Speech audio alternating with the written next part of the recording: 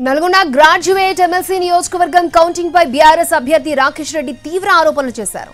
మూడో రౌండ్ లో లెక్కలు తారుమారు చేశారన్నారు రాకేష్ రెడ్డి. ఏకపక్షంగా మెజారిటీ ప్రకటించారని, మూడో రౌండ్ మరొకసారి కౌంటింగ్ చేయాలన్నారు. ఒక అభ్యర్థికి మేలు చేసే విధంగా కౌంటింగ్ జరుగుతుందని తెలిపారు. ఇక రిటర్నింగ్ అధికారిపై ఈసీ చర్యలు తీసుకోవాలని డిమాండ్ చేశారు రాకేష్ రెడ్డి.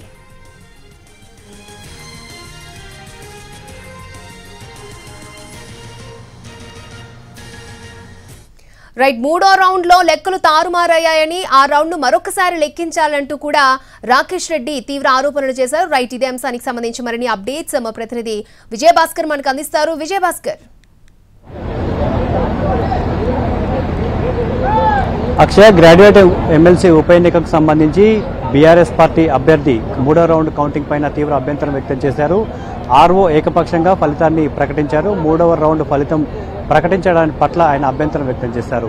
ప్రధానంగా తాము ఎక్కడైతే టేబుల్స్ వైజ్గా వివరాలు సేకరించామో ఆ వివరాలకి ఆర్ఓ నేరుగా ప్రకటించిన వివరాలకి తేడా ఉందనేది వారి అభ్యంతరం. మొదటి నుంచి కూడా, అంటే నిన్న సాయంత్రం మొదటి రౌండ్ కౌంటింగ్ ప్రక్రియ ప్రారంభమైంది. అప్పటి నుండి కూడా అనేక అభ్యంతరాలను, అనేక అనుమానాలను ఆర్ఓ దృష్టికి తీసుకువెళ్ళినా అక్కడి నుంచి ఆర్ఓ వైపు నుంచి ఎలాంటి రెస్పాండ్ రావాలని లేదనేది వాళ్ళు ప్రధానంగా ఆరోపిస్తున్నారు. అందుకు పరాకాష్ఠగానే ఇప్పుడు మూడో రౌండ్లో కూడా తమకు వచ్చిన మెజార్టీ పైన ఆర్ఓని ప్రశ్నించాము, కానీ ఆర్ఓ నుంచి సరైన స్పందన లేదు. ఒకవైపు తనకున్న అనుమానాలను నివృత్తి చేయకుండానే మూడో రౌండ్ ఫలితాన్ని ప్రకటించడంపై రాకేష్ రెడ్డి అభ్యంతరం వ్యక్తం చేశారు.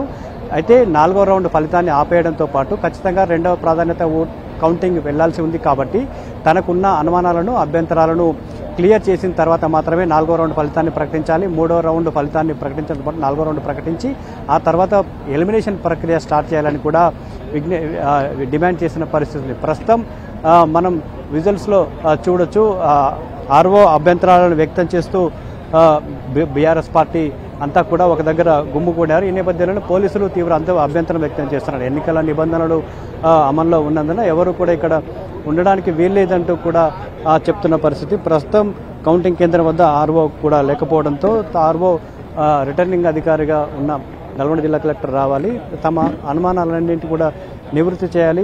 ఎన్నికల కమిషన్పై తమకు నమ్మకం ఉంది, ఈ ప్రక్రియ అంతా కూడా నిష్పాక్షికంగా జరగాలనేది వాళ్ళు ప్రధానంగా డిమాండ్ చేస్తున్న పరిస్థితి ఉంది.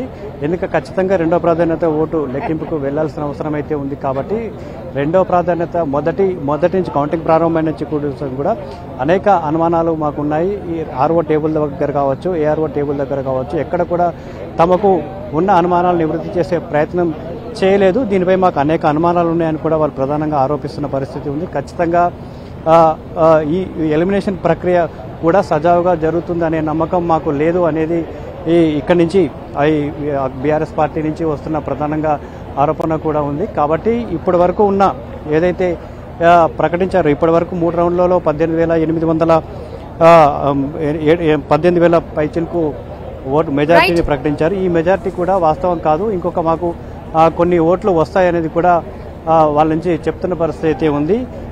ఈ మొత్తంగా ఆర్ఓ వ్యవహారం పైన కానీ బీఆర్ఎస్ పార్టీ చాలా సీరియస్గానే ఎన్నికల కమిషన్కు ఫిర్యాదు చేయడానికి కూడా సిద్ధమవుతున్న పరిస్థితి కనపడుతుంది.